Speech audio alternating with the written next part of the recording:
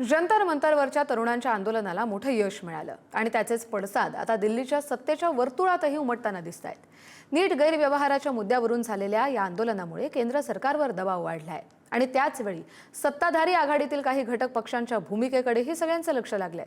आगामी काळात संसद अधिवेशन, मतदारसंघ पुनर्रचना आणि विरोधकांची रणनीती या सगळ्यांवर या आंदोलनाचा परिणाम होणार का? एनडीएमध्ये समीकरण बदलणार का? आणि इंडिया आघाडीला मिळालेली ही संधी कितपत मोठी आहे, पाहूया त्याच संदर्भातला पुढारी न्यूजचा हा स्पेशल रिपोर्ट।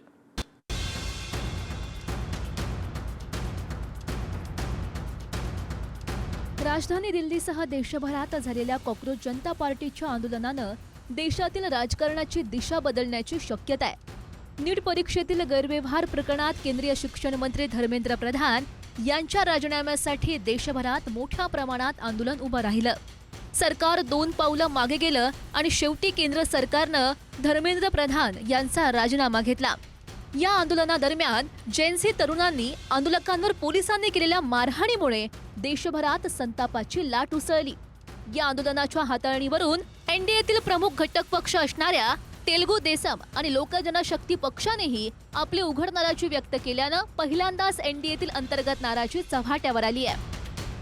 कॉकरोच जनता पार्टीच्या जंतर मंतरवरच्या आंदोलनांमुळे संपूर्ण देशाचं राजकीय चित्रच बदलून गेलेलं आहे आणि या आंदोलनाच्या निमित्त संसदेवर काढण्यात येणाऱ्या मोर्चाच्या वेळी पोलिसांनी केलेल्या लाठीमारानंतर एकूण देशातलं राजकीय चित्र बदललं। लाखोंच्या संख्येनं देशभरात सगळी तरुण मुलं, त्यांचे पालक रस्त्यावर उतरले आणि सरकारला बॅकफूटवर जावं लागलं। कुठलाही सत्ताधारी असला तरी तो जास्त काळ टिकत नाही। परिस्थिती अनेकदा या अहंकाराचा पराभव करत असते, हे या निमित्तानं दिसून आलेलं आहे। जंतर मंतरवरील आंदोलनाच्या यशानंतर इंडिया आघाडीला त्यांचे अच्छे दिन येण्याची आशा निर्माण झाली आहे। त्यातच मधल्या काळात एनडीएच्या जवळ गेलेले पक्ष सरकार विरोधात झालेल्या या आंदोलनामुळे सरकारपासून 2 हात लांब राहण्याचा निर्णय घेऊ शकतात।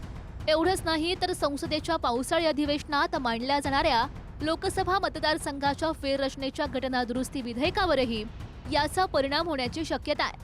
विशेष म्हणजे लोकसभा फेररचना विधेयकावरून इंडिया आघाडीमध्ये मतभेद असल्याच्या चर्चा रंगल्या असताना बदललेल्या परिस्थितीमुळे आता राष्ट्रवादी काँग्रेस, शरदचंद्र पवार पक्ष आणि डीएमके एनडीए पासून 2 हात लांब राहण्याचा निर्णय घेण्याची शक्यता आहे। तुम्ही या संदर्भातील प्रश्न जे कोण येणार होते, आले होते, कोण कुंपणावर आहेत, येणार की नाही, ह्या सर्व गोष्टी तुम्ही त्यांना विचारा। परंतु एनडीए बद्दल जे देशामध्ये लोकांचा जो जनाधार आहे तो कधीही संपणार नाही, या उलट तो वाढत जाणार आहे। या आंदोलनाच्या यशानं मरगळलेल्या इंडिया आघाडीत मात्र नवचैतन्य निर्माण झालंय। काँग्रेस, समाजवादी पक्ष, द्रमुक आणि तृणमूल काँग्रेस हे पक्ष संसदेच्या पावसाळी अधिवेशनात केंद्र सरकारची कोंडी करण्याच्या तयारीमध्ये आहेत। नीट परीक्षा गैरव्यवहार, शिक्षण व्यवस्थेतील सुधारणा आणि राम मंदिराच्या देणगीतील अपहार या मुद्द्यांवरून विरोधी पक्ष सरकारला घेरण्याच्या रणनीतीवर काम करताय।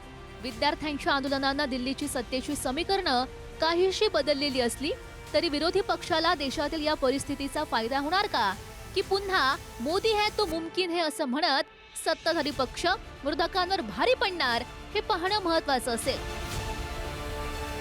शिवाजी काळे, पुढारी न्यूज, दिल्ली।